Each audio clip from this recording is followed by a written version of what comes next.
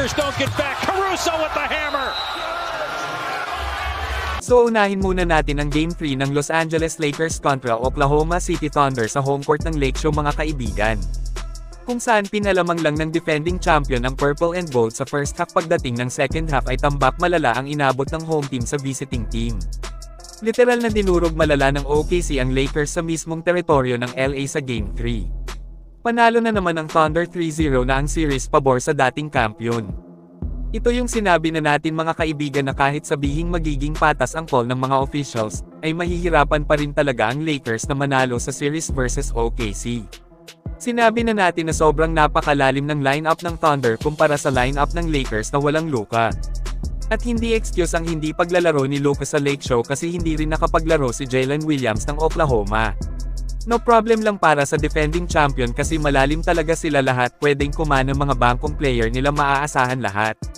Mapapakamot ulo ka na lang sa team ng OKC kapag ka sila ang kalaban sa team na sinusuportahan mo. Hindi biro ang lakas at tibay nila, all-equipped, handang-handa sa anumang gyera ang grupo nila. Maingay ang mga fans maging ang buong Lakers sa pandaraya umano ng mga referee sa Game 2, pinaniniwalaan ng marami na halatang pumapabor ang mga tawag sa defending champion. Kung saan sinabi nga ni JJ Redick na LeBron has the worst whistle of any star player I've ever seen. Sinagot po ito ni Draymond mga kaibigan, at pinapuntong si Stephen Curry yung dapat na sabihin ni Redick na halos bugbugin na ay hindi pa rin tinatawagan ng foul ang greatest shooter.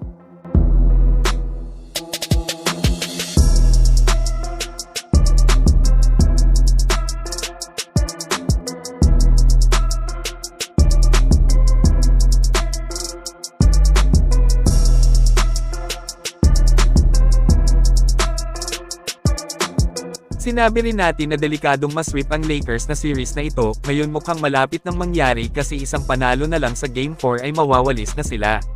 Malaking dungis na naman sa career ni LeBron kapag masweep ulit sa playoffs. Para sa akin kawawa naman kung masweep sila ng OKC, sana bigyan ng isang panalo ng Thunder ang Lakers bago papuntahin ng Boracay. Kayo mga kaibigan, ano ang masasabi nyo tungkol sa Thunder-Lakers series?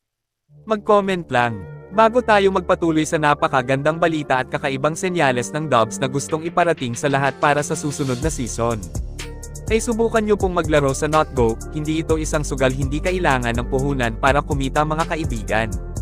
Magsipag lang sa paglalaro, gawin ang daily task na hinihingi ay kikita ka kahit nasa bahay lang. Ang maganda sa NotGo ay mabilis ang pag-withdraw, hindi kagaya sa ibang laro. E-click lang ang link na nakapin sa comment section. Maraming salamat!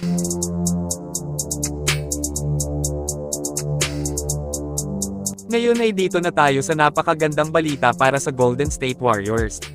Nakumpirmado na nga ang pagbabalik ni Steve Kerr sa Dubs next season. Ayon kay Sham, si Kerr ay nag-agree na ng 2-year contract extension sa GSW. Hindi sinabi kung ilang milyong dolyares ang pinirmahan ng Warriors coach veteran, pero ang bagong kontrata ang naglagay sa kanya bilang the highest paid coach sa NBA history. Congrats kay Steve Kerr! Well, sa mga hindi nakapansin at kung bakit sinabi nating magandang balita ang pag-sign ni Kerr ng bagong kontrata sa Dubs, lumalabas na senyales ito na gusto pa ng dagdag kampyonato ang buong Warriors. Win-win now ang gusto nila mga kaibigan, sa madaling sabi bubuo sila ng napakalakas na lineup next season para mag-champion. Dahil kung hindi tinanggap ni Kerr ang kontrata ay matik magre-rebuild ang GSW. Kung saan sayang kasi nasa MVP pa rin ang nilalaro ni Steph Curry. Paniguradong unang hakbang ang pagpirma ni Kerr ng bagong kontrata sa magandang galaw ng Warriors next season. Paniguradong kukuha sila ng isang star player na makakatulong kay Steph. Isa kina Giannis, LeBron o Leonard ang posibleng kukunin ng Warriors. Gusto rin ng marami na kunin ulit ng Dubs si Klay Thompson.